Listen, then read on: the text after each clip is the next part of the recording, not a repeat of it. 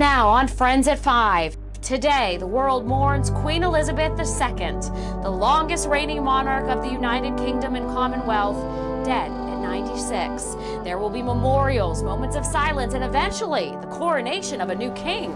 Join us as we remember her life, as well as bring you the local coverage you can expect. Friends at 5 starts right now. This is a live look at Buckingham Palace, where swarms of people are gathering to pay their respects and mourn tonight in Great Britain. Thank you for joining us for Friends at 5 on this Thursday. I'm Darcy Strickland. And I'm Andrea Mock. Even though many saw this coming, it is no less devastating news out of Buckingham Palace today as Queen Elizabeth II has died at the age of 96. The Queen was Britain's longest reigning monarch and a rock of stability across much of a turbulent century. She spent 70 years on the throne. Ian Lee is in London with the very latest on her life, the legacy she leaves behind, and the king that will follow her. Members of the royal family rushed to Scotland to be at the Queen's side in her final moments. Her son Charles now takes the throne as the family and the nation mourn the loss of the 96-year-old monarch. We've all known just one queen. She's the person that we've always looked up to. It's a sad day. Buckingham Palace said in a statement, the Queen died peacefully. The news somberly announced by the BBC. A few moments ago, Buckingham Palace announced the death of Her Majesty Queen Elizabeth II.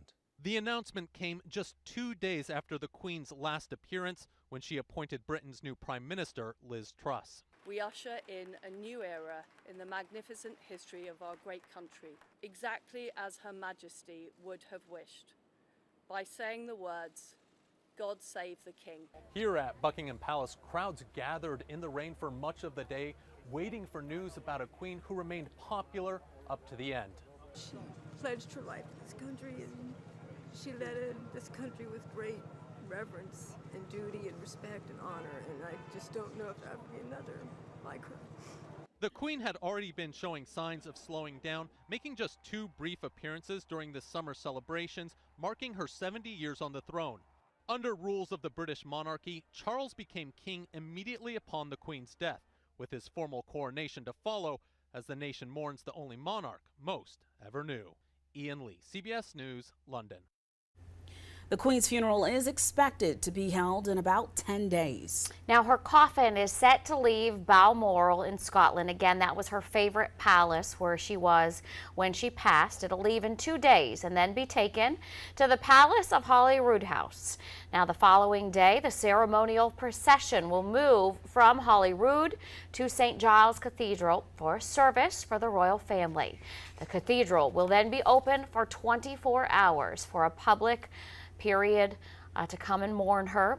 5 days from today, her coffin will then arrive at the large and famous Westminster Hall for the beginning of the 5 days of lying in state, an opportunity for the public. As we know, they will come out in droves to pay their respects. And then on the 10th day, a funeral will be held at Westminster Abbey. The Queen will be lowered into the royal vault.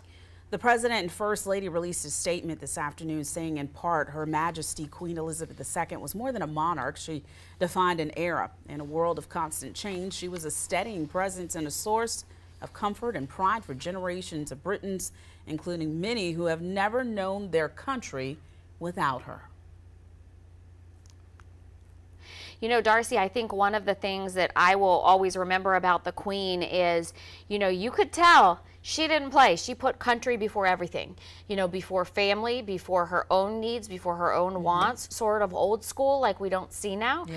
She never did anything to bring shame to the royal family, never caused any sort of ruffling of feathers. She was stoic and classic and everything that a royal should be. And I can't imagine anybody replacing her.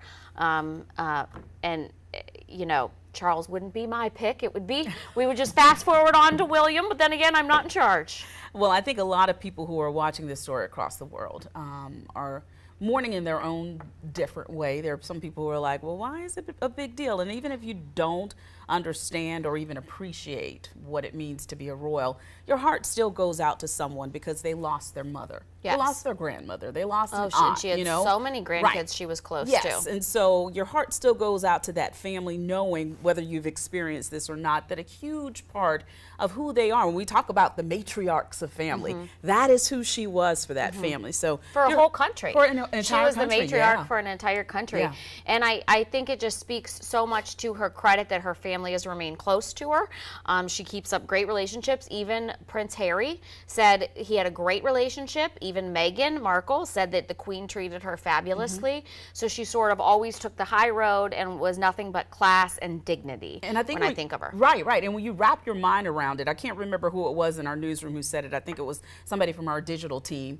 President Biden was 4 years old when she became queen. No, you can't wrap your mind You know, around like that. he was 4, you know? And, you know, So- I remember you and I sitting here when Prince Philip died saying, oh, my goodness, she's going to go next and she's going to go soon. And we have seen that time and time again when people are very in love. And certainly those two had a wonderful, decades-long love story. And I think a lot of people knew once Prince Philip passed, the Queen felt, okay, it's my time, I can let go. Yeah, yeah. She lived a very long life.